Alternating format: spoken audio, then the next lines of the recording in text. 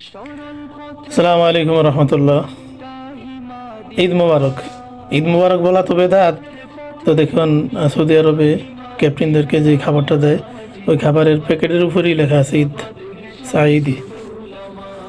তো আসলে এটা আমাদের তো কিনা খাবার না, ক্যাপ্টেনদের জন্য নির্ধারিত। তো আমাদের দেশে তো ঈদ মুবারক বলা বেদাত, কিন্তু এই খাবারের উপরেই লেখা عيدكم مبارك وتقبل الله منا ومنكم খাবারের অংশ। ভিতরে যে খাবারটা দেওয়া হয়েছে আসলে অত্যন্ত সুস্বাদু এবং খুবই ভিটামিনযুক্ত খাদ্য। তো এটা আমাদের আসলে কিনে খাওয়া সম্ভব না,